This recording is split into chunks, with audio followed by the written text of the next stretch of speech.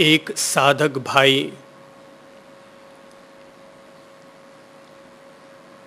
अपनी ओर से यह सहज जिज्ञासा रख रहे थे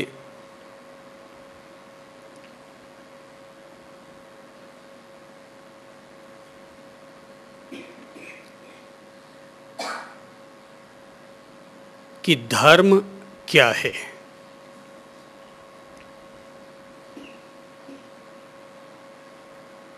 मैंने उन्हें एक पंक्ति में उनकी बात का जवाब दिया और मेरा जवाब था, निज स्वरूप की प्राप्ति ही एक व्यक्ति का धर्म है।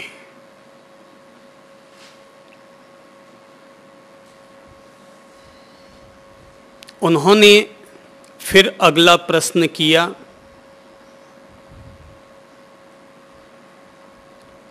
कि दुनिया में जितने भी धर्म के नाम पर क्रियाएं चलती हैं तो क्या वे धर्म नहीं हैं?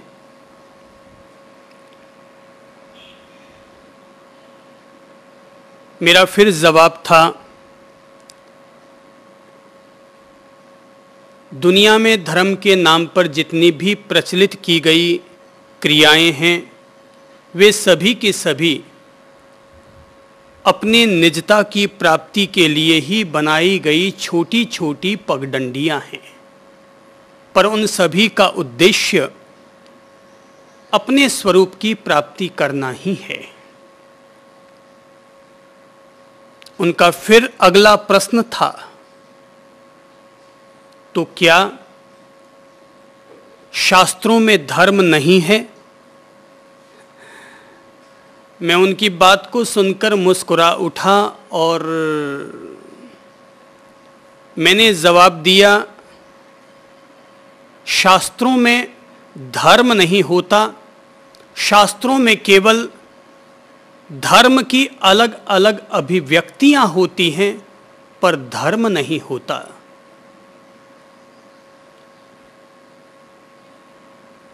उन्होंने फिर अपनी ओर से अगली जिज्ञासा रखी और कहा, तो फिर क्या संप्रदाय और पंथ धर्म नहीं होते?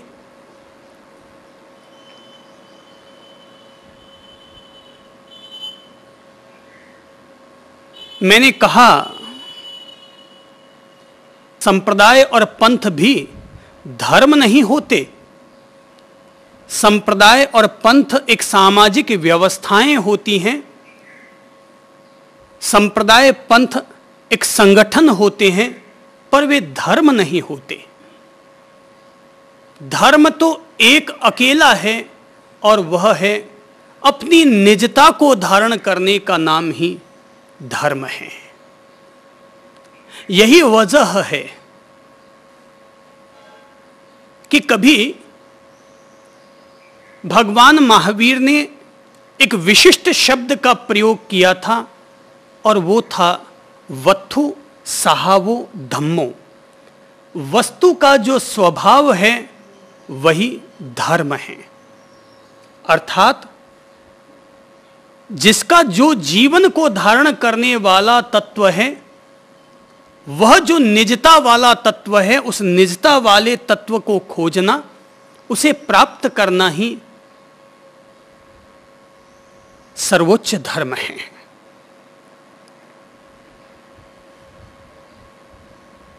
हर कोई इंसान, हर कोई प्राणी अलग अलग धर्मों को अख्तियार किए हुए है, लेकिन अगर वो भूल बैठा है तो अपने स्वयं की निजता की खोज के धर्म को वह भूल बैठा है।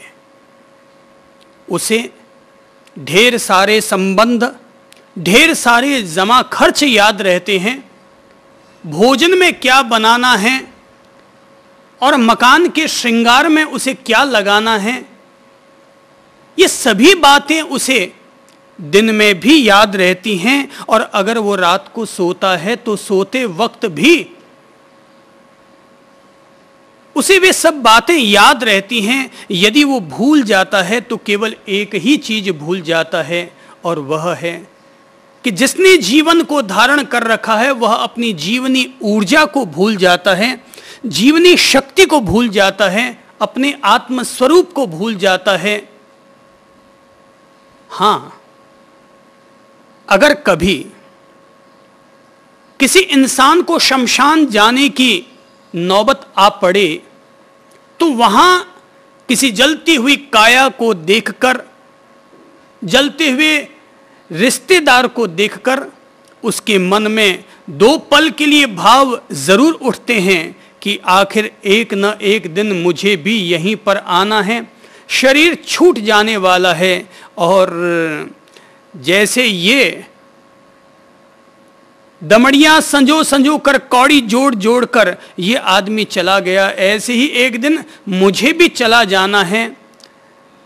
और तब उसे गीता की ये बात याद आने लगती है कि सोचो, जब तुम आए तो अपने साथ क्या लाए, और जब तुम यहां से जाओगे तो अपने साथ क्या ले जाओगे। दो पल के लिए उसके भीतर आत्मचिंतन का प्रकाश प्रकट होता है, लेकिन उसका असर बहुत लंबे समय तक नहीं रहता। शायद अगर माता पिता, दादा दादी या भाई बहन या पत्नी के रूप में कोई रिश्तेदार रहा होगा तो खींचतान करके 12 दिन तक वो वैराग्य की किरण रह जाएगी। बाकी तो अगर स्वार्थी मायावी प्रकृति का इंसान होगा तो घर लौटते ही शमशान से बाप की संपत्ति के लिए लड़ेगा, झगड़ेगा।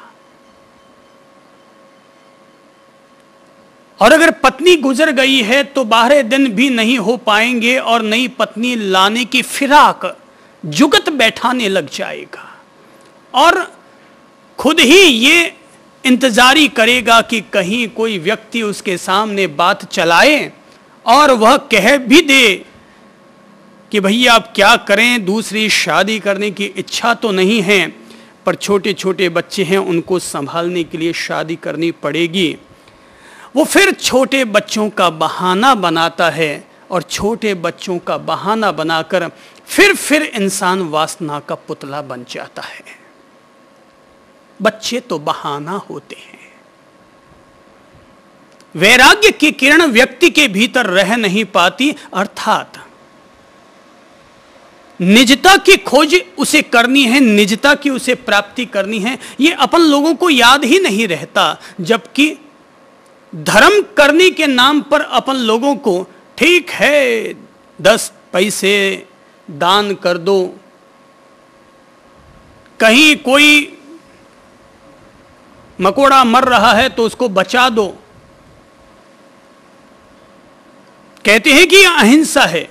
अपन लोग कसाई खाना जाकर के गाय को, बकरी को नहीं बचाते, हाँ मकोड़ा है उसे बचा देते हैं। बोले आज मैंने गाड़ी निकालते वक्त मकोड़ों को बचा दिया तो आज मैंने अहिंसा का पालन किया। अच्छी बात है ये भी, लेकिन एक बात अपन लोगों को सदा सदा याद रखनी चाहिए कि अगर जीवन में कोई धर्म है तो वो एक अकेला धर्म है। जैसे सबका मालिक एक है, वैसे ही जीवन का एक ही धर्म होता है। धर्म कोई अलग अलग थोड़े होते हैं, धर्म कोई जुदे जुदे थोड़े ही होते हैं। फूल का धर्म खिलना है तो एक ही धर्म है उसका, वो केवल एक ही धर्म जानता है, खिलना और फिर मुरझा जाना। पानी केवल एक ही धर्म को अपने भीतर रखता है, कोई 10 धर्म नहीं रखता। निमित्त अगर आ गए तो गर्म निमित्तों को पाकर के पानी गर्म हो जाएगा, लेकिन पानी की प्रकृति शीतल है। पानी का धर्म जलती हुई आग को बुझाना है। हर चीज का एक ही धर्म होता है। अपन सोचें कि अगर इंसान के 10 धर्म होंगे, थोड़ा ये भी कर लो, थोड़ा वो भी कर लो, थोड़ा सामायिक भी कर लो, थोड़ा प्रतिक्रमण भी कर लो, थोड़ी पूजा भी कर लो, थोड़ी साधना भी कर लो, थोड़े सामायिक भी कर लो, तो कर लो। वैसे करने के लिए मना नहीं है। पर एक बात याद रखनी चाहिए, और वो ये है कि धर्म तो केवल एक ही होता है। धर्म की अभिव्यक्तियां अलग अलग हो सकती हैं, धर्म की पगडंडियां अलग अलग हो सकती हैं, पर हर वस्तु का एक ही स्वभाव होता है। किसी भी वस्तु के अनंत स्वभाव, अनंत धर्म नहीं होते। ये तो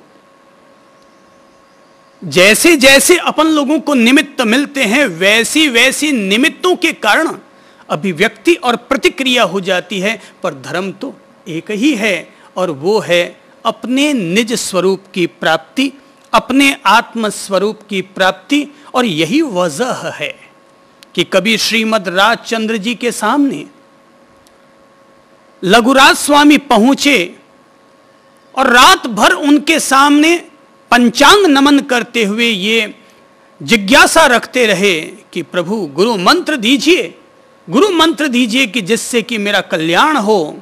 तो राजचंद्र जब अपनी साधना पूरी करके उठे तो देखकर चौंक पड़े कि स्वयं राजचंद्र तो गृहस्थ आश्रम में स्थित हैं, और जो उन्हें प्रणाम कर रहा है 108 दफा कमर भी दुख गई होगी, हाथ पांव भी सुन्न हो गए होंगे, लेकिन जिसे प्राप्त करना होता है वह प्राप्त करके ही रहता है।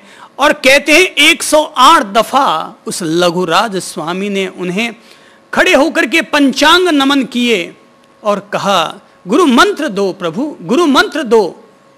प्रणाम करने वाला एक सन्यासी, एक संत, और एक संत एक गृहस्थ के सामने खड़े होकर के पंचांग नमन करते हुए और कह रहा है गुरु मंत्र दो, गुरु मंत्र दो। और तब राजचंद्र अपनी तरफ से एक ही गुरु मंत्र देते हैं, और वो मंत्र होता है सहजात्म स्वरूप परम गुरु।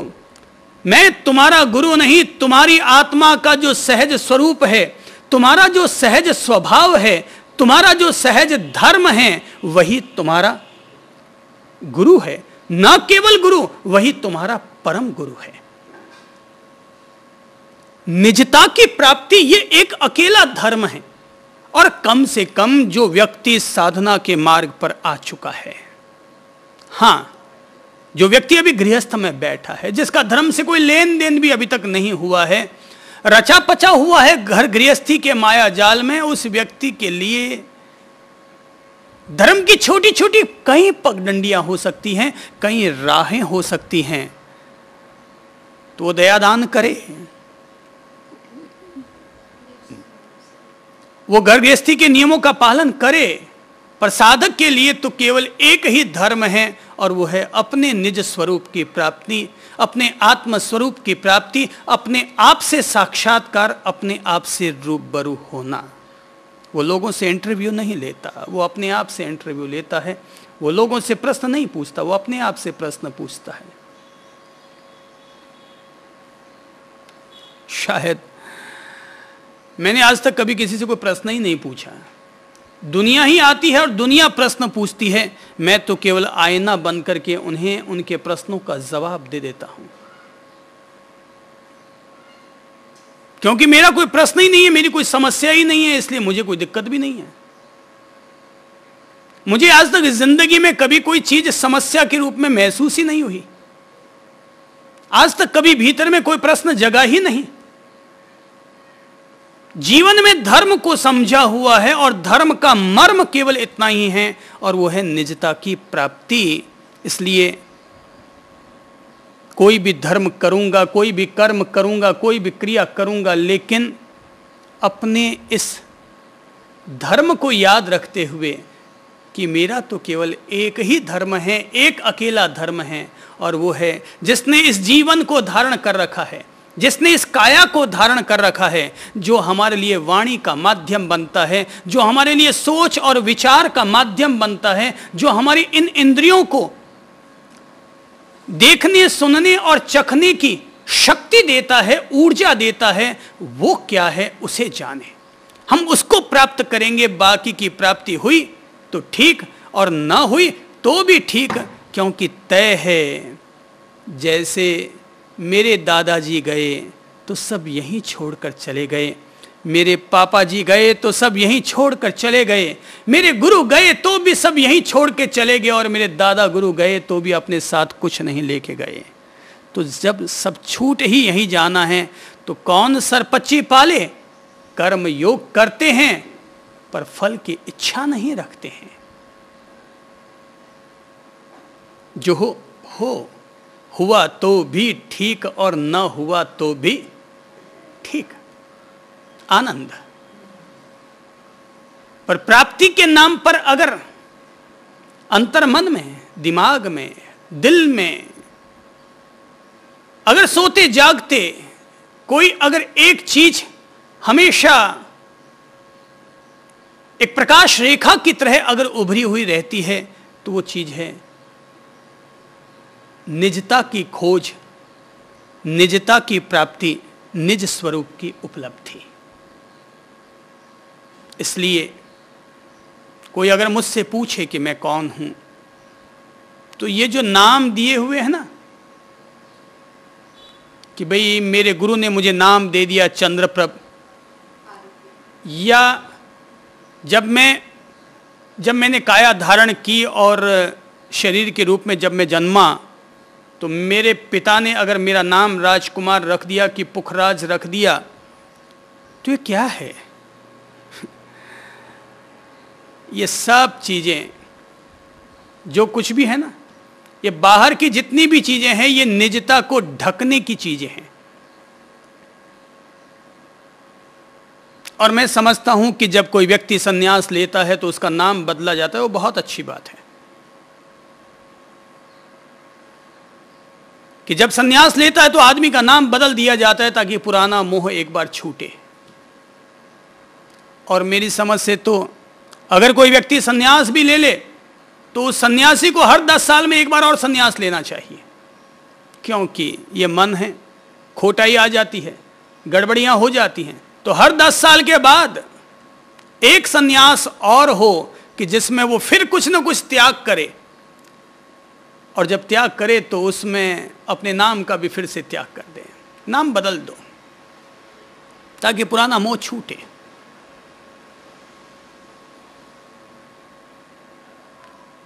दस साल के बाद एक बार नाम बदल दिया जाना चाहिए, नहीं तो संतों में एक बहुत बड़ी दिक्कत होती है हम लोगों में। हम लोग घर गृहस्थी तो छोड़ के आ जाते हैं, लेकिन उसके बाद अपने नाम को जमाने के लिए, नाम का टीका लगाने के लिए, नाम का तिलक अपने नाम को फैलाने में लग जाते हैं। क्योंकि एक गृहस्थ इंसान के पास तो एक बीवी है, बच्चे हैं, उसको पालना है, पोसना है, बच्ची है तो शादी करनी है। पर संत, उसको तो ये सब पंपाड़ पालने ही नहीं है, तो पालने नहीं तो वो करेगा क्या महाराज बन करके? वो बोलेगा सही सामाई कर ली, प्रतिक्रमण कर लिया, धर्म आराधना कर ली, अब और क्या करे? तो बोले अब नाम कमाओ, तो पत्रिकाएं छपाओ, प्रतिष्ठाएं करवाओ। कुल मिला करके ये सब मदारी की डुबडुबी, मदारी का डमरू, ये सब चलता रहता है। और ये सब मन का जो खेल है, ये जो माया का जो खेल है,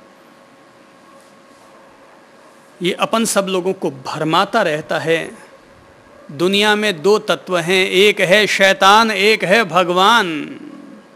और शैतान अपन लोगों को ये सब मदारी की डुबडुबी की तरह अपन सब लोगों को भटकाता रहता है, गृहस्थियों को भी, संतों को भी।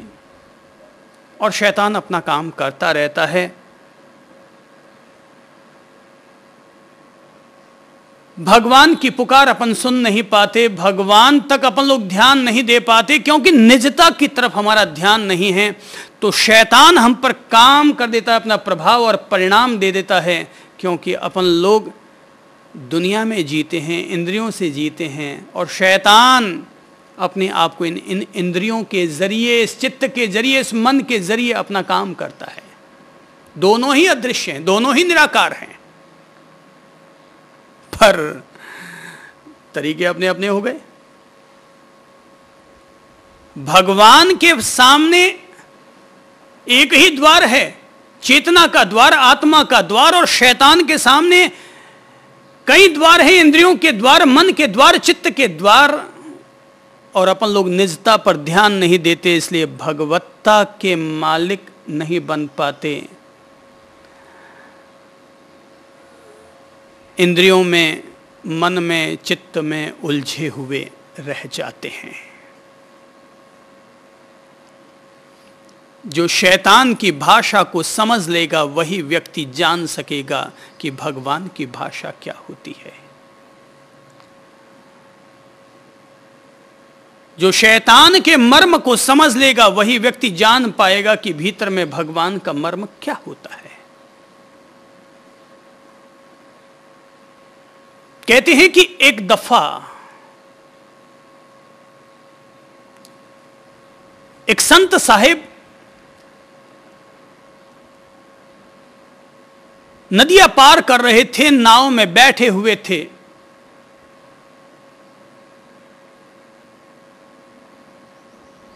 सांझ पड़ गई थी और नौका चल रही थी, और संत साहब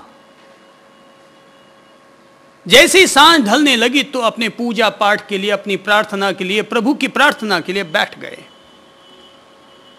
और वे अपनी प्रार्थना कर रहे हैं, प्रभु को याद कर रहे हैं, और याद करते हुए उनकी आंखों से 2 आंसू भी झर रहे हैं। याद रखना, जब तक कोई प्रार्थना आंसुओं के द्वारा अभिव्यक्त न हो जाए तब तक कोई भी प्रार्थना प्रार्थना नहीं होती। हर प्रार्थना एक रटी रटाई शब्द रचना होती है। जब तक कोई भी प्रार्थना, जब तक कोई भी गीत आंखों से प्रकट ना हो जाए, जब तक कोई भी भजन कंठ से निकलकर आंखों से व्यक्त ना हो जाए, तब तक कोई भजन नहीं है।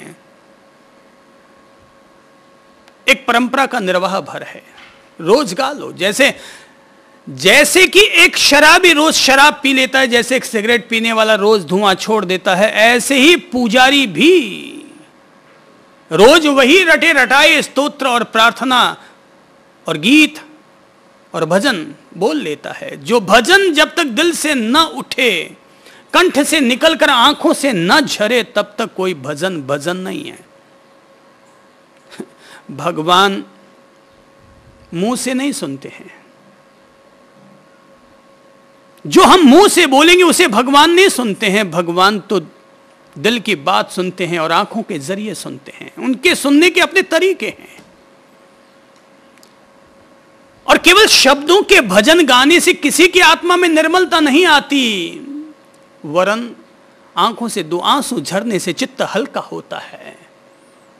आत्मा के पाप धुलते हैं। आत्मा के पाप धुलने का तरीका क्या है? एक ही तरीका है कि आंखों से 2 आंसू जो झरते हैं वो हमारे दिल को हल्का कर देते हैं, हमें गंगा स्नान का आनंद दे देते हैं। बाकी लगा लो गंगा में डुबकियां, लोग अनगिनत लोग लगाते हैं। कितने सारे मेले लगते रहते हैं गंगा जी के घाट पर, और कितने अनगिनत लोग गंगा में डुबकियां लगाते हैं। अब सोचो, अगर ये सारे डुबकियां लगाने वाले लोग निष्पाप हो गए हों, पुण्यात्मा हो गए हों, तो इस देश से, इस दुनिया से फिर पाप क्यों नहीं हटते? अगर कहीं डुबकी लगाने भर से ही किसी के पाप कट जाते हों, तो एक बार दुनिया के सारे लोगों को इकट्ठा करके गंगा जी में डुबकियां लगा दो। पर नहीं होता ऐसा। अपन जैसे पापी पहले होते हैं वैसे ही पापी रह जाते हैं। लेकिन निश्चित तौर पर गंगा में डुबकी लगाने से आदमी निष्पाप हो जाता है, बशर्ते इंसान अपने पापों का एहसास कर ले कि मैंने निश्चित तौर पर ये पाप किए हैं और मैं अपने पापों का विसर्जन करने के लिए गंगा में डुबकी लगा रहा हूं। तो ऐसा इंसान उन पापों का बोध लेते हुए, उनका प्रायश्चित भाव लेते हुए, आंखों में 2 आंसू लेते हुए अगर गंगा जी में डुबकी लगा ले, तो निश्चय ही वो निर्मल होगा, निष्पाप होगा, वो पुण्यवान होगा। उसके पुण्य जग जाएंगे, पाप कट जाएंगे, पाप धुल जाएंगे। तो नौका पर बैठा है संत, प्रार्थना कर रहा है, और प्रार्थना करते हुए उसकी आंखों से आंसू भी झर रहे हैं।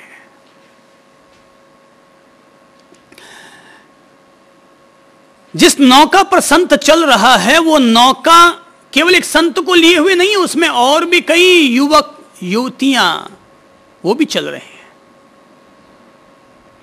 और युवक युवतियों ने जैसे देखा कि थोड़ा अंधेरा पड़ने लगा, उनको तो मौज मस्ती करने का मौका मिल गया, और छोरे छोरियां उद्दम मस्ती करने लग गए, डिस्को डांस करने लग गए और मस्ती लेने लग गए। वो उधर प्रार्थना कर रहा है संत, और ये इधर डिस्को डांस कर रहे हैं।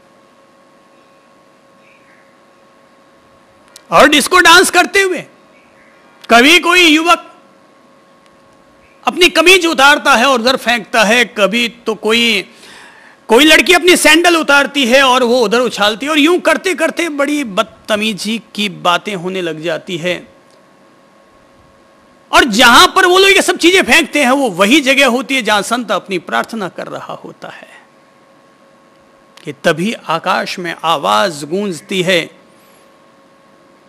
कि अरे अगर तू कहे तो इन सब लोगों को अभी नदिया में डुबो दूं। है मेरे प्यारे, अगर तू कहे तो अभी सबको नदिया में डुबो दूं। पर संत कुछ नहीं बोलते, वो अपनी प्रार्थना करते रहते हैं। लड़के घबरा जाते हैं। आकाशवाणी सुनकर कंस भी घबरा गया था।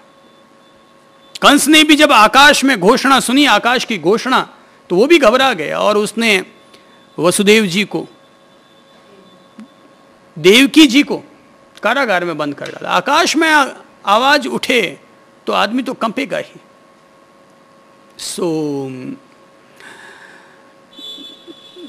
आकाश की जैसे ही घोषणा हुई कि युवक युवतियां घबरा गई, हिल गई। अरे ये क्या हो गया? क्या भगवान जी हमें उठा करके डुबो देंगे? थोड़ी देर के बाद जब संत की प्रार्थना पूरी हुई तो देखा कि सब लोग कांप रहे हैं। संत ने कहा, भाई घबराओ मत, शांति से बैठ जाओ, कुछ नहीं होगा। शांति से बैठ जाओ, कुछ नहीं होगा। कि तभी फिर दूसरी आकाश में घोषणा हुई, आकाशवाणी गूंजी।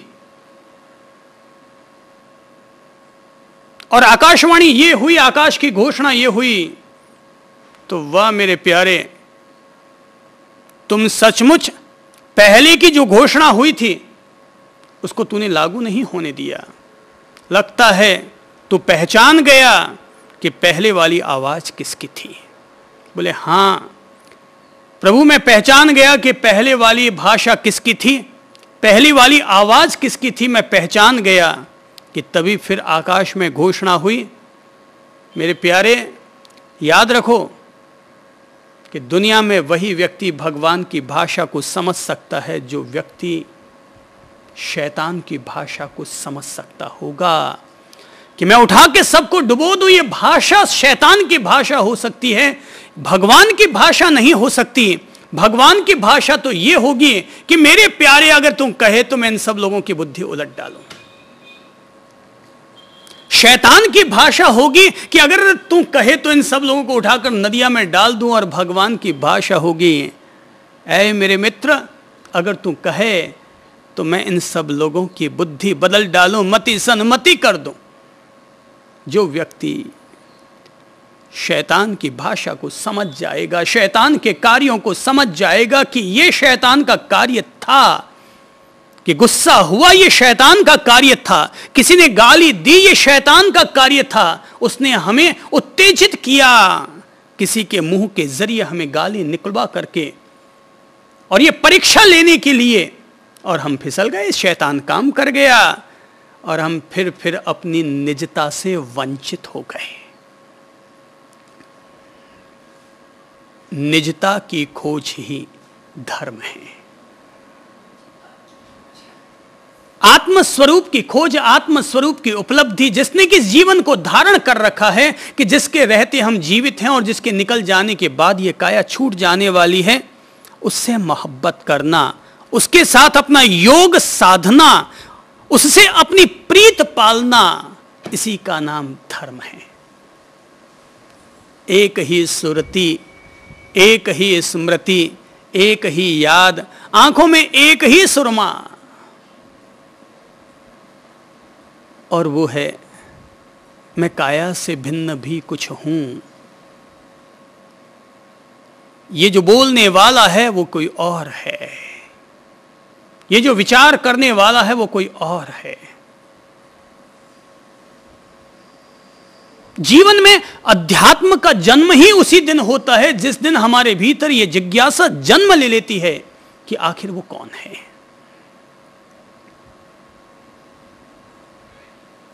इन पर्यायों को धारण करने वाला कौन है, इन पदार्थों को धारण करने वाला, बनाने वाला कौन है। क्योंकि मैं पर्याय नहीं हूं, पर्याय बदलती है। मैं पदार्थ नहीं हूं क्योंकि पदार्थ बिखर जाता है। तो क्या मैं भी बिखरने वाला तत्व हूं, या ये जो बिखर रहे हैं उन बिखरे हुए तत्वों को भी धारण करने वाला मैं कोई और हूं। मैं के दो अर्थ हैं। एक मैं निजता की ओर हमें ले जाता है और दूसरा मैं हमें अहंकार की तरफ गिराता है। एक मैं हमें रावण बनाता है और दूसरा मैं हमें राम की तरफ ले जाता है। एक मैं हमें अहंकार का पुतला बनाता है और दूसरा मैं हमें राम की तरह खुद में रमण करवाता है।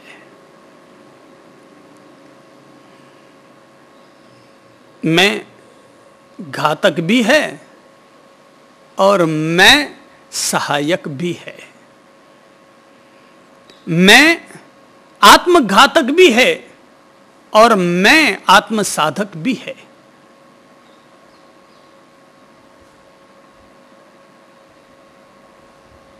जब हम लोग साधना के मार्ग पर चल रहे हैं, प्रभु के दिव्य मार्ग पर चल रहे हैं, तो अपन लोगों को याद रखना चाहिए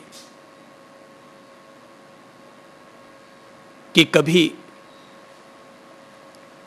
मैंने पुरानी कहानी सुनी है, शायद आपने भी सुनी हो, और उस कहानी का सार केवल इतना ही है कि कोई एक शेरनी का बच्चा अपनी शेरनी से जुदा हो गया और भेड़ों के टोले में जा फंसा। याद आ रही है ना कहानी? ये वो कहानी है जो हमारे देश में सबसे ज्यादा प्रचलित आध्यात्मिक कहानियों में एक है, मगर ये वो कहानी है जिससे आज तक किन्हीं लोगों ने प्रेरणा नहीं ली है। कहानी तो केवल प्रतीकात्मक होती है, बात को समझने के लिए उदाहरण स्वरूप होती हैं।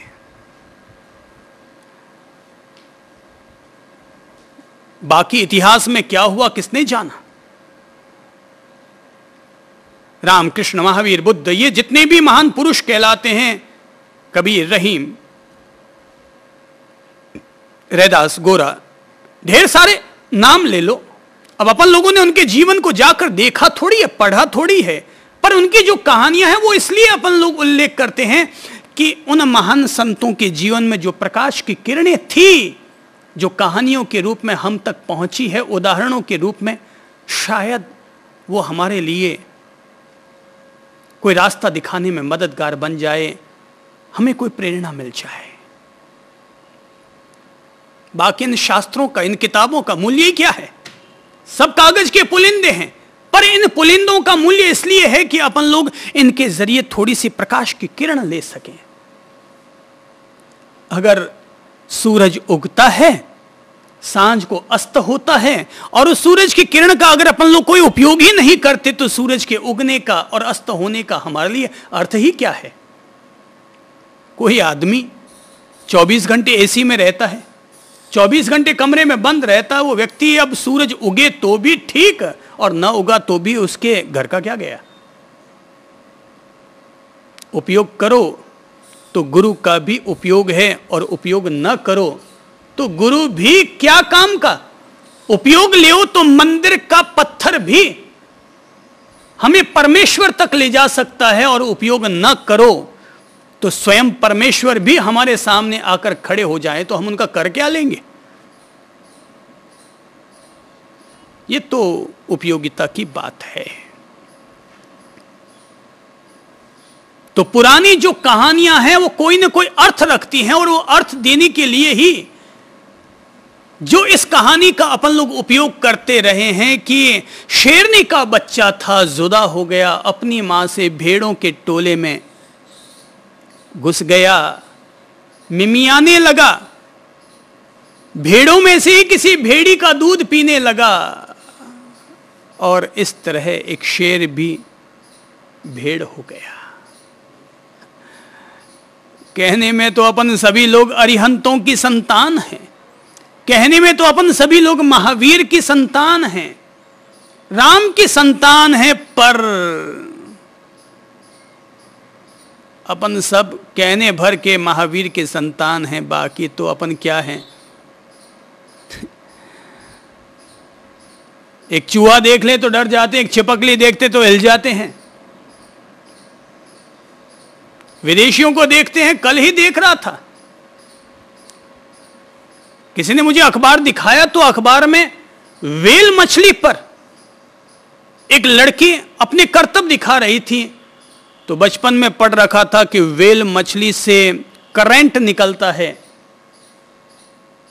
जहाज, पानी के जहाज भी उसके करीब जाते हुए डरते हैं कि कहीं कोई करंट का प्रवाह ना हो जाए। और वो लड़की उस पर अपना करतब दिखा रही है, उसके मुंह पर बैठी है वो लड़की और अपने करतब दिखा रही है।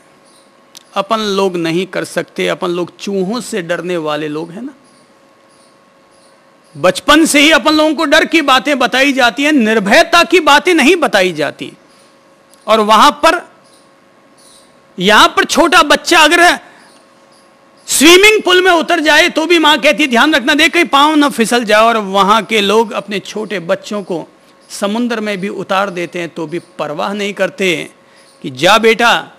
जो बच्चा बचपन से ही समुद्र की लहरों से संघर्ष करना सीख जाएगा, वही व्यक्ति बड़ा होकर जिंदगी के संघर्षों को पार कर पाएगा। तो डरपोक पने से अपन लोगों की जो जिंदगी की शुरुआत है, रात में लोग बरामदे में सोते हुए डरते हैं कहीं को चोर आ गया तो। अरे भाई चोर आ जाएगा तो तुझे थोड़ी चुरा के ले जाएगा, तेरे पास जो माल ताल है वो चुरा के ले जाएगा, तो माल ताल रख ही मत। हाथ में अंगूठी होगी तो कोई तुझे लूटेगा ना, गले में चैन होगी तो कोई तुझे तोड़ेगा ना, बाकी तुझे कौन क्या तोड़ेगा? माथा फोड़ेगा कोई तुझे तोड़ के। भेड़ों के टोले में एक शेर उलझ गया, दूध पीने लगा, मिमियाने लगा, जिंदगी चलती रही। जैसे अपन लोगों की जिंदगी चल रही है वैसे वो भेड़े की भी जिंदगी चलती रही। या यूं कह दो कि जैसे भेड़े की जिंदगी चल रही थी वैसे ही अपन लोगों की भी जिंदगी चल रही है। पर एक दिन गुरु और कुछ नहीं करता। कोई ये मत समझ लेना गुरु किसी को भगवान बना देता होगा, कोई ये मत समझ लेना गुरु किसी को मोक्ष दे सकता होगा। गुरु केवल एक काम कर सकता है और वो काम ये है कि तुम्हें ये पकड़ के बता सके, पानी के सरोवर में तुझे तेरी परछाई दिखाकर बता सके कि तेरी निजता क्या है, तेरी वास्तविकता क्या है, तेरा त्रैकालिक सत्य क्या है। तू भेड़ा नहीं है, तू शेर है। शेर कोई मानने को तैयार नहीं होता, तो शेर उसे गर्दन पकड़कर ले जाता है तालाब के पास, कहता है देख बेवकूफ अब तो देख। वो फिर भी घिघियाता है। ये शमशान क्या है? ये हमारे लिए सरोवर की तरह है कि जिसमें ले जाकर भगवान हमें दिखाते हैं ये है तेरी जिंदगी का परिणाम, ये है मौत, ये है तेरी जिस काया के पीछे अपन लोग लगे हुए हैं, पोषण कर रहे हैं, इसको श्रृंगारित कर रहे हैं, रोज इसको लिपस्टिक पाउडर लगा लगा करके इस काया बाईसा को, इस माया बाईसा को अपन लोग जो रोज रोज इसे टनाटन करने की कोशिश कर रहे हैं। भगवान तुम्हारे घर में किसी मौत को भेजकर किसी की मौत करवा करके ये अपन लोगों को सबक दे देना चाहते हैं। तो ये है तेरी काया, और जैसे उसकी काया वैसी तेरी काया है, और जैसे वो मिट्टी वैसे तू मिट्टी, और जैसे वो जाते समय कौड़ी नहीं लेके गया वैसे ही तूने भी कितनी भी जोड़ी हो लेकिन कुछ ले जाने वाला नहीं है। भले ही तेरे पास यहां पर अन्न के भंडार हो, पर देख लो वो जाते समय अपने साथ एक चुटकी आटा भी नहीं लेकर गया है।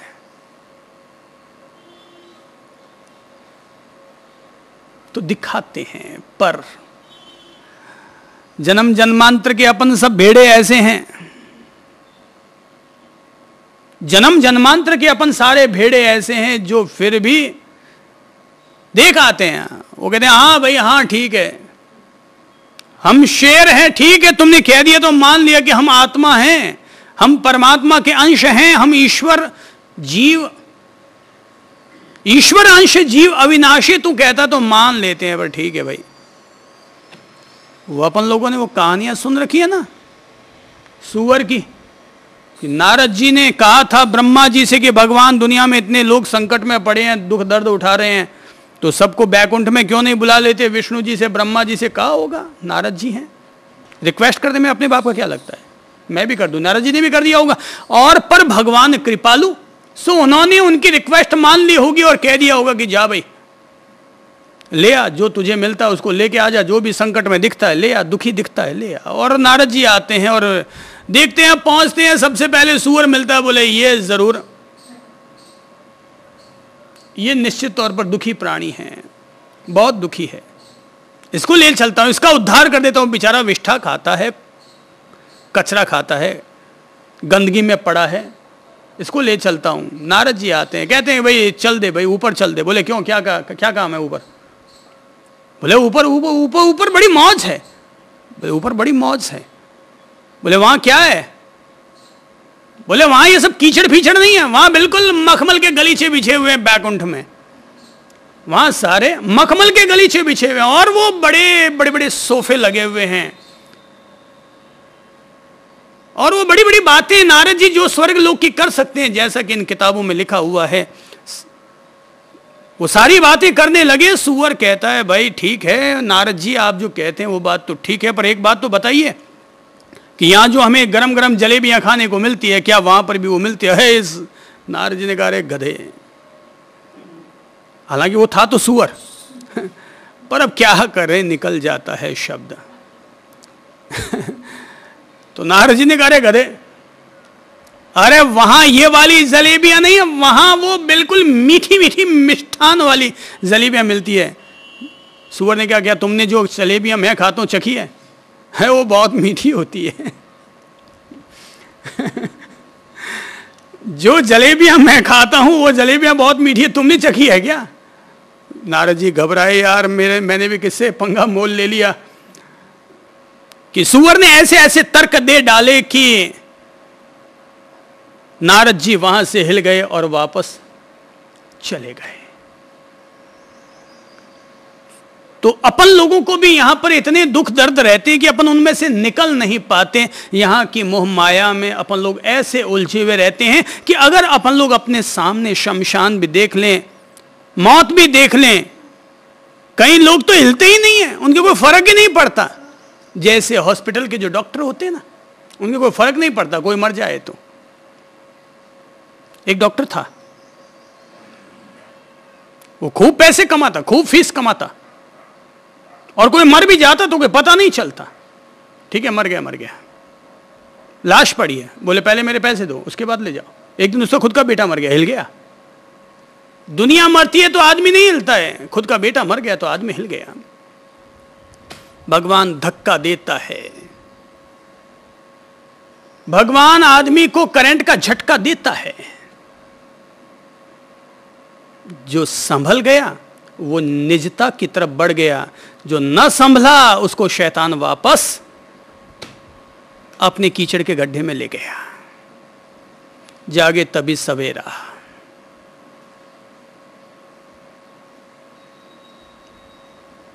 साधना और कुछ नहीं है, योग और कुछ नहीं है, केवल अपनी निजता की खोज है।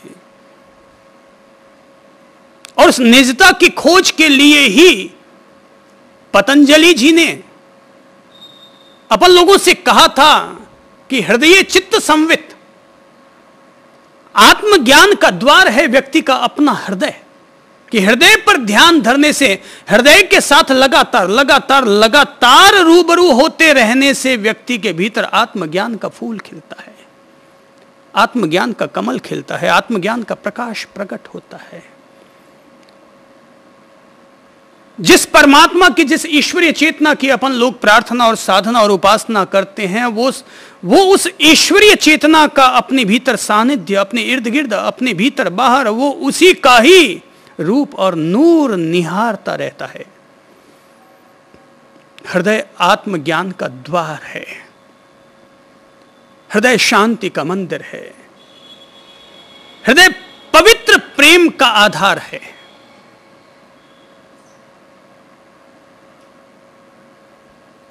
यदि कोई व्यक्ति अपने शरीर को, अपनी बुद्धि को अगर निर्मल और प्रकाशित करना चाहता है तो हृदय के द्वारा वो प्रकाशित करे।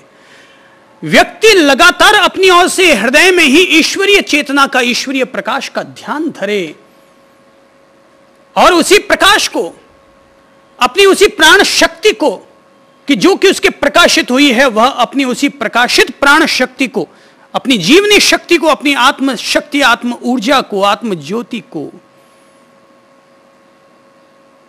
अपने पूरे शरीर में भी व्याप्त करे, अपने बुद्धि में भी व्याप्त करें और हृदय के प्रकाश के द्वारा अपनी बुद्धि को निर्मल करें।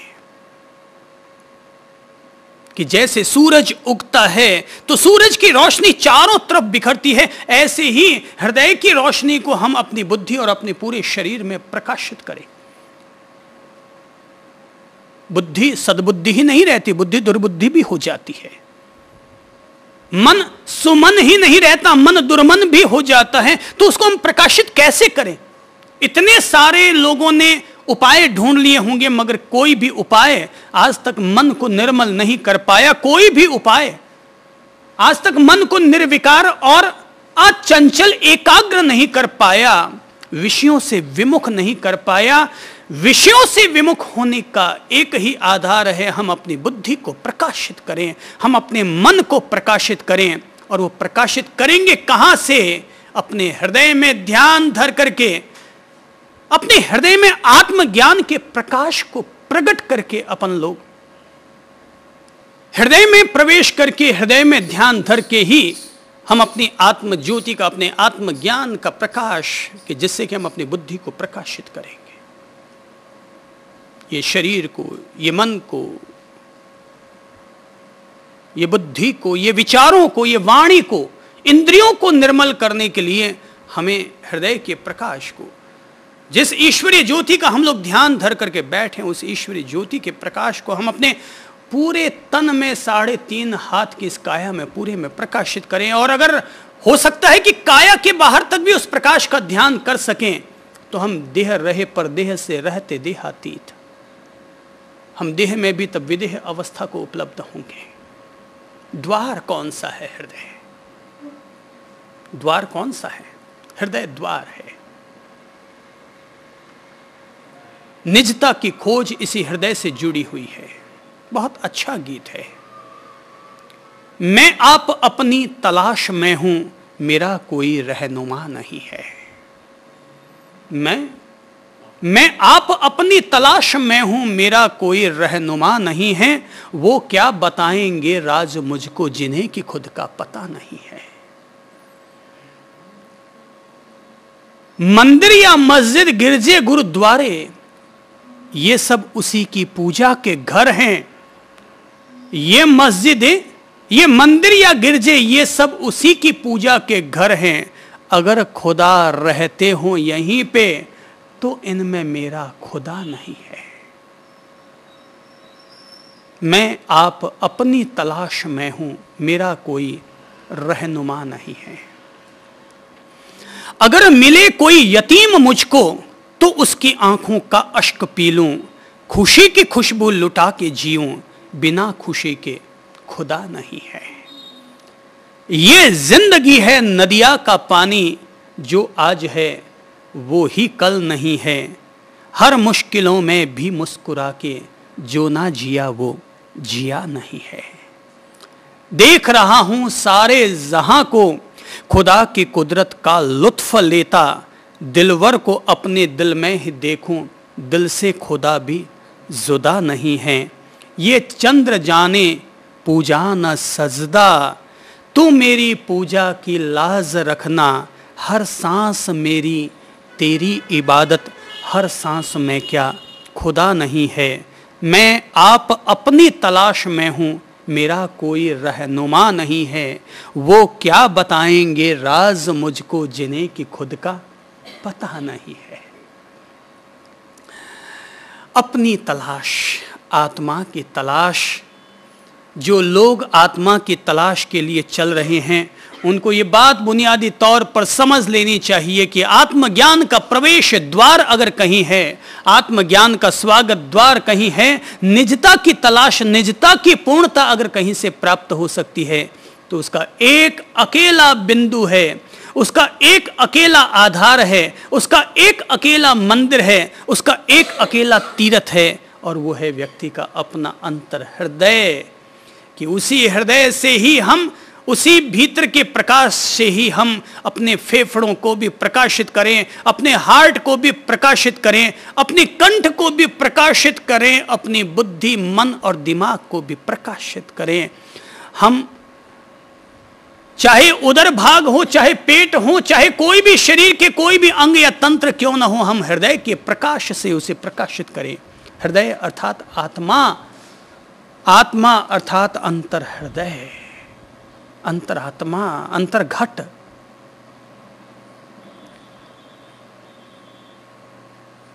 तो हृदय के रास्ते हम प्रभु से जुड़ते हैं, प्रभु से प्रीत पालते हैं, प्रभु से अपना मिलन करते हैं। वो निराकार जब भी साकार होता है तो हमारे हृदय में एक प्रकाश के रूप में साकार होता है। प्रेम का प्रकाश, करुणा का प्रकाश, ज्ञान का प्रकाश, आत्मा का प्रकाश। शब्द बदल रहे हैं ये सारे, पर हैं सब वही एक ही लीला के अलग अलग नाम हैं। प्रेम में और ज्ञान में फर्क नहीं होता। दुनिया में दियों में फर्क होता है, बाती में फर्क होता है, लेकिन प्रकाश में कोई फर्क नहीं होता। हां, हम ये कह सकते हैं कि सूरज का प्रकाश श्वेत होता है, दीपक का प्रकाश पीला होता है, पर होता तो दोनों प्रकाश ही है, दोनों ही प्रकाशित करते हैं। हम लोग हृदय के द्वारा बुद्धि तक पहुंचे। हृदय तक अगर ना पहुंचे तो बुद्धि तक पहुंच भी जाओगे तो परिणाम ना आएगा। जब पतंजलि जी कहते हैं कि मूर्ध ज्योतिषी सिद्ध दर्शनम, मूर्धा ज्योति अर्थात भ्रिकुटी मध्य आज्ञा चक्र में अथवा कपाल स्थित ब्रह्मरंध्र में ध्यान धरने से सिद्धों का दर्शन होता है। बोले आज्ञा चक्र में, ललाट प्रदेश पर, अपने मस्तिष्क के इस आध्यात्मिक केंद्र पर ध्यान धरने से व्यक्ति को सिद्धों के दर्शन होते हैं। वो सिद्धों से जुड़ता है। जुड़ोगे कैसे भाई? कमल का फूल आखिर बिना कमल दंडी के क्या खिल जाएगा? क्या बगैर बीज के कोई पौधा अंकुरित हो जाएगा? बीज तो कहीं है, तो वो हृदय ही हमारा बीज है। प्रकाश अगर फूटेगा तो हृदय से ही फूटेगा, और हृदय से निकली हुई चेतना ही अगर हम अपनी आज्ञा चक्र पर केंद्रित करते हैं, ललाट प्रदेश तक अगर हम ले जाते हैं, अपनी बुद्धि को अगर हम प्रकाशित करते हैं, तो निश्चित तौर पर व्यक्ति को सिद्धों के दर्शन होते हैं। जैनी लोग कहते हैं नमो सिद्धाणम, सिद्धों को नमस्कार हो। क्या नमो सिद्धाणम कहने मात्र से किसी को सिद्धों के दर्शन हो जाएंगे?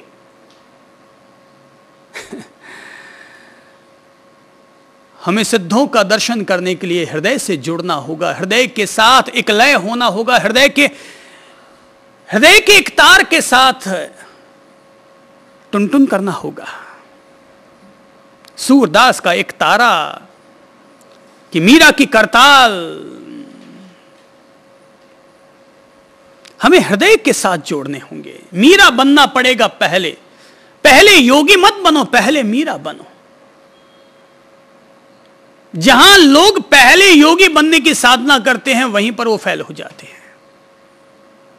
और इसीलिए कोई योगी अगर 80 साल से भी योग साधना कर रहा है तब भी वो अपने आप से संतुष्ट नहीं है, क्योंकि वो योगी नहीं बन पाया। इसलिए नहीं बन पाया क्योंकि मीरा नहीं बन पाया। पहले चैतन्य प्रभु बनना पड़ता है। रास्ता उसी से है भाई। बगैर हृदय से जुड़े एकलयता आएगी नहीं, एकतान बन ही नहीं पाओगे। सीधा मन को केंद्रित करना चाहोगे तो ये लोग जो विपश्यना शिविर करते हैं, और विपश्यना शिविर करने वाले लोग निश्चित तौर पर बहुत गहरी साधना है विपश्यना, अनुपश्यना। चाहे उसके दाता महावीर हो या बुद्ध हो, इससे कोई फर्क नहीं पड़ता है, लेकिन अनुपश्यना एक गहरी साधना है। पर 20-20 शिविर करने के बावजूद वो ये नहीं कह सकते वो बुद्ध बन गए। मेरा अनुरोध है, चाहे दुनिया में प्रेक्षा ध्यान करने वाले हों, चाहे कोई विपश्यना अनुपश्यना ध्यान करने वाले हों, कोई भी ध्यान करने वाले लोग क्यों ना हो, चाहे कोई आर्ट ऑफ लिविंग का ध्यान करे, चाहे कोई ओशो का ध्यान करे, चाहे कोई अरविंद जी का ध्यान करे, चाहे कोई कृष्णमूर्ति का ध्यान करे, पहले दिल से जुड़ो, दिल के मालिक बनो, हृदय पर ध्यान धरो, हृदय से प्रीत पालो, वहीं से रास्ता खुलेगा। योग के बंद दरवाजे वहां से खुलते हैं, और वो दरवाजे अगर खुल गए, वहां से प्रकाश अगर उदय हो गया, वहां से अगर बुद्धि प्रकाशित हो गई, तो इस ललाट प्रदेश पर जब पतंजलि कहते हैं मूर्ध ज्योतिषी सिद्ध दर्शनम, इस आज्ञा चक्र पर, इस ललाट चक्र पर, इस ज्योति केंद्र पर ध्यान धरने से सिद्धों के दर्शन होते हैं, तो निश्चित तौर पर होते हैं। ये हमारा दिमाग, ये हमारा मस्तिष्क अनगिनत ज्ञान कोशिकाओं से भरा हुआ है।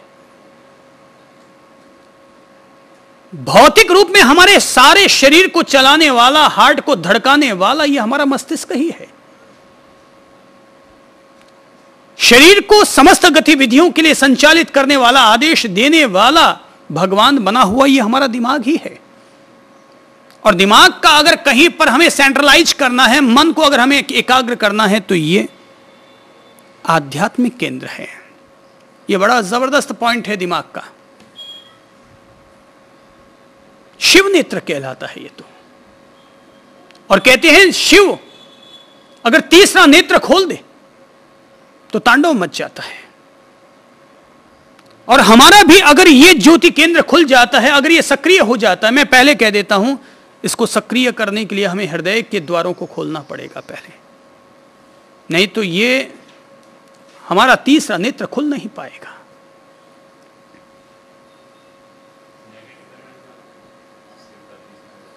हां, शिव का तीसरा नेत्र, इसलिए ये जो बात आती है कि शिव का तीसरा नेत्र खुलता है तो उसका नेगेटिव परिणाम आता है, ऐसा क्यों कहा जाता है? मैं बता देना चाहता हूं, शिव का तीसरा नेत्र दुश्मनों के संहार के लिए है। शिव का तीसरा नेत्र जिन लोगों के भीतर अशिव का निवास हो चुका है, उस अशिव का नाश करने के लिए शिव के तीसरे नेत्र का उपयोग है। क्योंकि व्यक्ति के भीतर विल पावर की जो ताकत है, व्यक्ति के भीतर मन नाम की एक जो अत्यंत सूक्ष्म महान ऊर्जा है, उसको अगर हमें केंद्रित करना है, उस ताकत को अगर हमें विस्फोटक बनाना है, तो उसके लिए तीसरा नेत्र, ये छठी इंद्रिय कहलाती है। और इसीलिए जब भी कोई होनी अनहोनी होने वाली होती है तो हमें अपनी छठी इंद्रिय के द्वारा महसूस होती है, अर्थात हमें अपने दिमाग के इस सेंट्रलाइज पॉइंट के द्वारा हमारी बुद्धि तक संदेश पहुंचता है, और तब हमें लगता है यहां से हिलो, यहां से खिसको, यहां से ये कर लो, वो होने वाला है। और ये छठी इंद्रिय हमारी एक्टिव हो जाती है और हमें सावधान कर देती है। तो ये शिव नेत्र का केंद्र है, सिद्धों का यहां से दर्शन होता है, आध्यात्मिक केंद्र कहलाता है ये। योग की भाषा में ये आज्ञा चक्र है, ये ज्योति केंद्र है। अगर हम लोग ललाट प्रदेश पर ध्यान धरते हैं तो मैं कहूंगा कि यहां पर सूर्य का ध्यान करो। कुल मिलाकर इंसान को ध्यान में उतरते समय प्रकाश का ध्यान करना चाहिए। हृदय में ध्यान धरना है तो ईश्वरीय ज्योति का ध्यान धरो, और ललाट प्रदेश पर ध्यान धरना है, सुबह अगर ध्यान धरते हो तो सूर्य के प्रकाश का ध्यान करो, और सांझ के वक्त अगर ध्यान करना है प्रकाश का तो ललाट प्रदेश पर चंद्रमा के प्रकाश का ध्यान करो। सूर्य का प्रकाश हमें ऊर्जा देगा और चंद्रमा का प्रकाश हमें शांति देगा, शीतलता देगा। हां, जिन लोगों को लगता है कि उनके भीतर की प्रकृति, दिमाग की प्रकृति क्रोधपूर्ण ज्यादा है, तनावपूर्ण ज्यादा है, वे पलक झपकते ही उत्तेजित हो जाते हैं, वासनाओं से घिरे हुए रहते हैं, उन लोगों को सूर्य की बजाय चंद्रमा के प्रकाश का ध्यान करना चाहिए ताकि भीतर शीतलता का संचार हो। शीतल प्रकाश का ध्यान करो। लोग जो त्राटक करते हैं, दीपक के प्रकाश का त्राटक करते हैं, उद्देश्य यही रहता है कि वो दीपक का प्रकाश जो हमने लगातार 10 मिनट 15 मिनट तक उस प्रकाश को देखा है, तो जब हमारी पलकें झुक जाएं तो दीपक तो हमारी आंखों से ओझल हो गया, पर वो प्रकाश हमारी आंखों में बस गया और हमने अपने ज्योति केंद्र पर, ललाट प्रदेश पर उस प्रकाश को साकार कर लिया। ज्ञान चेतना का द्वार है हमारा ये ललाट प्रदेश, ये आज्ञा चक्र, ये ज्योति केंद्र। अपनी ज्ञान चेतना को जागृत करने के लिए हमें ललाट प्रदेश पर ध्यान धरना चाहिए। लेकिन मैं बता देना चाहता हूं, और वो ये है, जब हम ललाट प्रदेश पर ध्यान धरें तो किसी भी प्रकार की खिंचावपूर्ण स्थिति न रखें, अपने दिमाग में किसी भी तरह का दबाव डालते हुए एकाग्रता न लाएं, अन्यथा दिमाग की कोशिकाओं पर जोर पड़ सकता है। यही वजह है कि मेरा अनुरोध है कि पहले अपन लोग हृदय केंद्र पर ध्यान धरें, हृदय के साथ एकाकार हों, और जब हमें लगे हम हृदय में ईश्वरीय प्रकाश का जो ध्यान धर रहे हैं, उसके सानिध्य को अपने भीतर भले ही पहले चरण में कल्पना कर रहे हो, महसूस कर रहे हो, लेकिन धीरे धीरे वो हमारे लिए अनुभूति के द्वार पर भी आ जाएगा। तब हम देखने लग जाएंगे, और जब हमारी बुद्धि हृदय के प्रकाश से प्रकाशित हो, तब हम ललाट प्रदेश पर ध्यान धरें, और वो ध्यान हमें सिद्धों से, बुद्धों से, मुक्त चेतनाओं से हमें जोड़ेगा, और इस तरह से ब्रह्मांड में व्याप्त रहने वाली जो अनगिनत अनंत जो अब तक हो चुकी हैं मुक्त आत्माएं, उन आत्माओं के साथ हमारा एक तार होने में वो हृदय का ध्यान, वो प्रकाश हमारी मदद करेगा। अभी अगर अपन लोग केवल सुनेंगे तो बात काफ़ी गहरी लगेगी, मोटे तौर पर लगेगी, पर जब हम निजता की खोज का भाव अपने भीतर गहरा कर लेंगे और हम लगातार अपनी निजता को प्राथमिकता देते चले जाएंगे, और ये बोध हो जाएगा धर्म क्या है, वत्थु सहावो धम्मो, वस्तु का स्वभाव ही धर्म है। तो मेरा धर्म क्या है? अपनी निजता को धारण करना, न कि धन को धारण करना, न कि पत्नी को धारण करना, न कि व्यापार या संसार को धारण करना। मेरा धर्म है निजता को धारण करना। जब यह तत्व हमारे भीतर प्रधान हो जाएगा, मन में, दिमाग में, दिल में, जब यह तत्व प्रधानता के साथ प्रकाशित होता चला जाएगा, तो फिर जब हम हृदय में ध्यान धरेंगे तो आत्मज्ञान प्राप्ति के भाव से ध्यान धर रहे हैं। फिर जब हम हृदय में ध्यान धरेंगे तब हम ईश्वरीय चेतना के साथ जुड़ने के भाव से ध्यान धर रहे हैं। वही हमारी धारणा होगी, वही हमारा ध्यान होगा, उसी में से ही समाधि के फूल खिलेंगे। कुल मिलाकर के कुछ हो या ना हो, समाधि बहुत ऊंची चीज हो सकती है। हम तो केवल इतना जानते हैं, अपने दिल से जुड़ेंगे, अपने हृदय से जुड़ेंगे और अपनी अंतरात्मा में उतरकर प्रभु का वैसे ही ध्यान धरेंगे जैसे कि कमल के फूल में रहने वाले पराग का ध्यान किया जाता है। पराग निराकार है, अरूपी है, पर फिर भी वो है, उसे महसूस किया जा सकता है, अनुभव किया जा सकता है, उसका दर्शन किया जा सकता है। पर रास्ता है, अपने भीतर चलो, भीतर उतरो, स्वयं के भीतर निजता से प्यार और मोहब्बत करो, अपनी ओर से प्रेम पूर्वक। इतना ही अनुरोध करता हूँ आप लोगों से भी, जिन्होंने इतने दिनों तक योग सूत्रों को इतने धैर्य और आनंद पूर्वक आप सब लोगों ने सुना, आनंद लिया, तो शुक्रिया अदा करता हूँ आप लोगों के प्रति भी, और शुक्रिया अदा करता हूँ भगवान पतंजलि जी के प्रति भी, जिन्होंने योग के रहस्यों को छोटे छोटे सूत्रों के रूप में अपन सब लोगों को दिया, और अपन लोगों ने उन योग सूत्रों के प्रकाश में से अपने जीवन के कुछ रास्तों को तलाशने की, कुछ तराशने की कोशिश की। अगर इंसान ढंग से योग को समझ जाए तो इंसान के ज़िंदगी की दशा और दिशा दोनों बदल सकती है। इंसान ऊपर उठे, ऊपर उठे, कमल के फूल की तरह ऊपर उठे। इंसान ऊपर उठे, ऊपर उठे, दीपक की ज्योति की तरह वह ऊपर उठे। भले ही आज हम कहीं भी हों, पर हमारा लक्ष्य, हमारा उद्देश्य ऊपर उठना होना चाहिए। अगर हम फिर भी बीच में कभी फिसल गए तो समझना ये मेरी कोई कर्म प्रकृति का, वृत्ति का उदय हो आया, जिसने चित्त के रूप में मुझे भटका दिया। पर फिर भी मैं, मेरी कोशिश, मेरा पुरुषार्थ, मेरा बोध, मेरी बुद्धि लगातार उस तत्व की तरफ जोड़े रखूँगा, जोड़े रखूँगा, जोड़े रखूँगा। ऊंचा लक्ष्य रखोगे तो ऊंचाई तक पहुँचोगे। ढीला ढाला साधारण सा लक्ष्य रखोगे तो जहाँ हो वहीं रह जाओगे। प्रेम पूर्वक इतना ही अनुरोध करता हूँ। सबको बहुत बहुत अमृत प्रेम। नमस्कार।